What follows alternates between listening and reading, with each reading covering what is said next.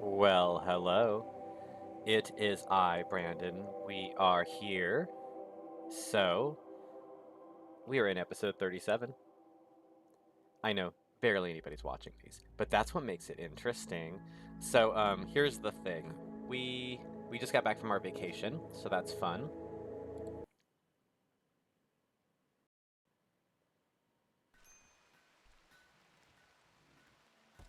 Okay, we're going to see if this recording works decently. We've been trying to work with this encoding error thing to try to understand what's happening. It seems like honestly, I probably need a new graphics card for this computer or more RAM, but we're gonna try to make do with what we have for now. So I am back from my vacation, which was just a day, well, day and a half, in the mountains, which was really nice. I was able to climb a mountain a couple of times. I that was good. We went a lot further than we normally do, so. The wife and I haven't been to this place in a while, so we were so out of shape the last time we went. But this time we actually did really well. We climbed quite high, and then went in a whole different direction and climbed way further than we'd ever climbed. So I say climbing. It's not like climbing like rock climbing, but it is definitely like walking uphill on these really steep paths. Um, so fun times. Then we went to some caves and caverns, and we did a tour of some caverns, which we had done probably, I want to say, maybe 15 or 20 years ago. Yeah, and it definitely was different to do it again, knowing so much more about crystals and rocks and things like that. So very interesting experience. I had a good time. And I got to talk to trees and these two crows. I kept seeing two crows at the hotel, two crows when we were in the mountains, two crows we were at exiting the caverns, two crows when we stopped at a rest stop. Like there was two crows, and I don't think they were the same crows, but I mean at this point, they might have been. Who knows? But that was a strange phenomenon. Was two crows everywhere I went. So anyone has opinions on what that means? I asked my little chatbot about it, and it claims predominantly good omen. Good partnerships, things like that, connections, things like that are in the wings. We shall see. Now that I'm free from a 13-year career, I have a lot. I'm going to have time to put into helping my family with their business, but I have no idea what it is that they're like planning for me. I already help them with like a marketing side of things, and I have like a whole long list of things I would love to get more involved in. But like at the end of the day, I haven't even presented this list to anybody. It's like mine and mine alone. I am interested to see what they think I should do with my time, and if they check any of the boxes on my list, then cool. That'll be good. We'll probably have some synchronization, but I may have to really focus on other things if they are kind of limiting in their belief on what I can do. That's okay. I have other options. Guess what's coming? Literally the same day that this video is on, probably within a few hours, my website will be launched. BrandonTheStarseed.com. I know, it's real, it's happening. People can book times to actually have phone call consultations with me. They could pay for it and even donate money if they want to. It's a very scaled down website, and nothing fancy yet, no bells or whistles, just very very basic. But it's almost done, and it's going to be up and running, I believe, by the end of Sunday. I hope. We shall see. But I believe that if I put this up, it's kind of like if you build it, they will come. If I put myself out there and I continue to focus on the card readings and making videos and such, that y'all people in my group will find me, my flock will find me. Those that understand me and click with me will eventually find me. And I have a pretty decent like group of people who communicate with me consistently, and so I feel very positive about that. So we haven't done anything for 4 minutes. So that's how you know this Rimworld video is an interesting one, right? 4 minutes of me just sitting here doing. Where are my people? Are they sleeping? Yeah, they're all sleeping. Well, no wonder we ain't done shit. Okay, so corporate control over. I now am completely free to say and do as I wish. not saying that like I do and say crazy things. I mean, I do, let's be honest. But now I don't need to have a corporation telling me that things that I say might be taken as a threat. I've never in my life thought that anything I've said was threatening, but whatevs. Life goes on.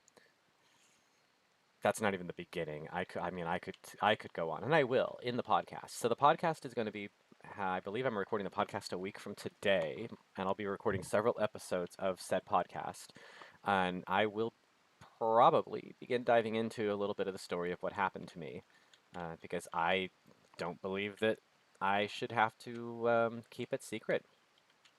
I believe that it is kind of a shitty thing that went down.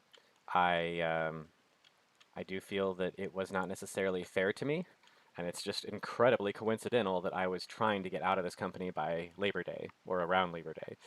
Um, it's so funny that like it worked out the way that it worked out because like in the end, I am now free, completely free from that world. And I did not realize I had to go to the mountains for a couple of days and really spend some time back in my spiritual zone, like with the crystals and the Lemurians. It's a whole thing.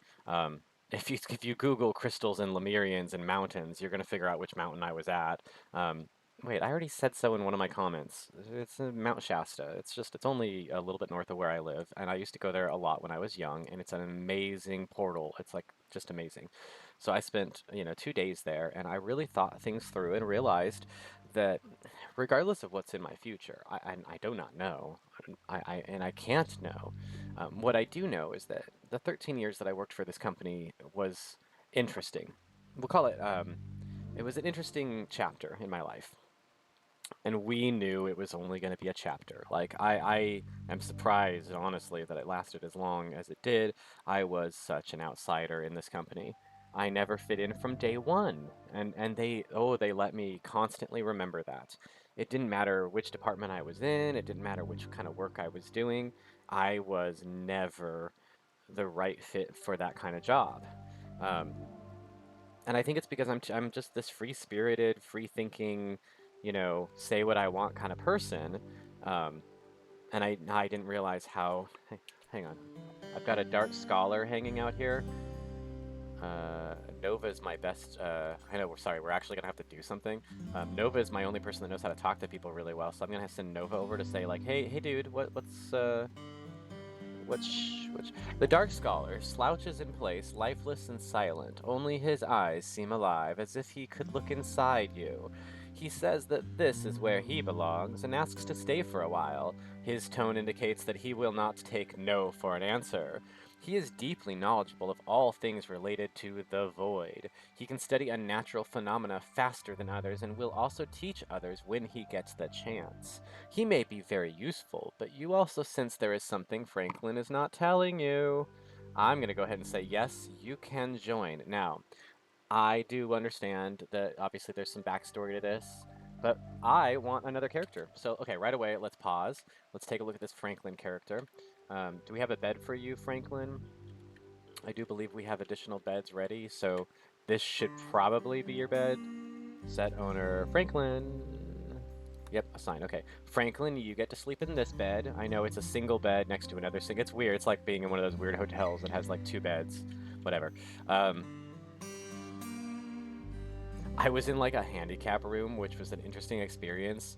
Um, I didn't mean to be put in a handicap room. Like in that, like I normally like to be upstairs on top. I don't like being on the bottom because I don't like hearing people's feet above me constantly or hearing toilets flush and things like that. It's just one of those things that triggers me. It is what it is, though. Hotel experience is always an interesting one. Okay, you are doing something. You're making guns. Oh, okay, Franklin. Let's take a look at you. You are an interesting character. First of all, let's add the meditation time that is mandatory. We're going to add the extra hour of sleep and the hour of recreation, both before and after you begin your day. We're also going to add your 4 hours of morning work and your 3 hours of afternoon work, which is really the most any human being should ever have to work. Granted, obviously, I work a lot more than that, and I'm still going to work more than that. Even though I'm not going to be doing my normal job, I definitely know that I'm going to be working morning till night, whatever it is that I am doing. We all know this. There is no amount of there's nothing. I mean, other than building Lego sets, I don't have anything else I need to that I would do to entertain myself. I mean, look, this is me playing video games, and this is considered work. I'm putting this up online to slowly grow my audience and gain one follower every 6 days, which is fine by me. I'm gaining one follower about every 6 days. So, or at least subscriber on YouTube. TikTok's a little tricky. I'm like frozen on TikTok. I like can't seem to get above a certain number. Um, I'm very close to 9,000 followers, but I just can't seem to get above that. But that, you know what? Just give it time, right? Give it time. Because now I'm all in. So like I was saying, taking the time to like reflect on the last several years, it made me realize that this company gave me structure. It helped me understand how companies and corporations are supposed to run. It helped me learn a whole bunch of stuff about like Excel and reporting and forecasting and just all that stuff, right? It also helped me understand the qualities that make coworkers good, right? And the qualities that make them not good. Because I have worked with the spectrum of really good coworkers who really like I wanted to talk to every day, all the way to coworkers that like were so bad that I literally left the company because one of them just was the most toxic individual I've ever met in my life. And I have found some toxic people in my life, but this one took the cake, man. But that's okay. Sometimes in life, you need these random people that completely push you to that edge where you decide that okay, I can't even be in the same company, the same state, the same. I mean, honestly, not even in the same time zone. Cannot be, will not be. I'm not that I'm afraid of this person. I just like I don't know.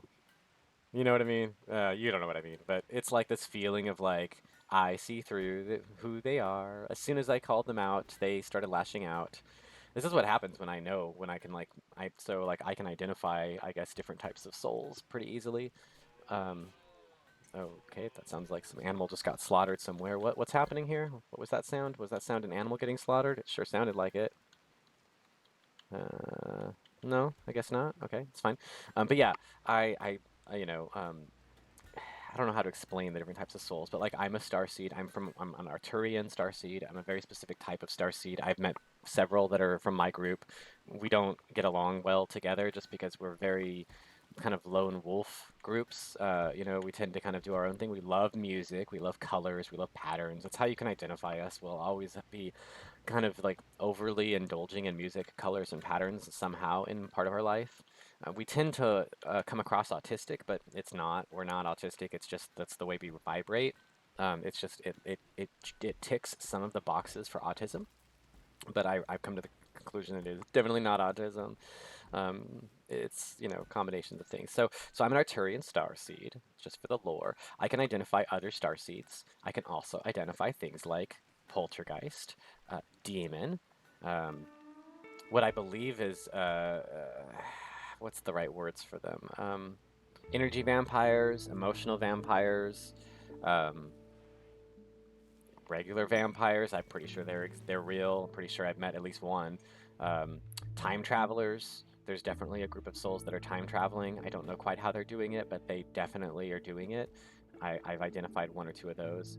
Um, and just general weird like things like a Pleiadian, these aliens that are in human form that pretend to be human. It's a whole thing. I'm pretty good at identifying that. I'm pretty sure this person I identified, this coworker that like pushed me to the point where I was like, okay, I don't even want to do this anymore. Pretty sure that this is something in like a emotional vampire slash like demonic kind of thing. I don't know how to explain it exactly. It's hard to tell because these people that are living the life don't even know. They don't even realize that they're like under the spell or the possession or the control of something else. They act out without realizing they're acting out. So often they are just as surprised to hear Shamblers. These are those zombies, aren't they? Yeah, they are. Yeah, they are. We got a zombie. We got a couple of zombies. Well, okay, you guys, as long as we don't do anything about it, I think we're going to be fine. We figured out that they don't do shit. We've got walls, and we have no reason to go outside of the walls, except for, of course, Smogman, who's going to go do all that mining. He's the only one that's going to go into any kind of danger, but we're fine. I think this is enough for this episode. We had a good conversation, right? We're going to go ahead and save and close because I said so. Uh, Quit to main menu. Yeah, no, this was a good conversation. So thank you. We'll do this again tomorrow.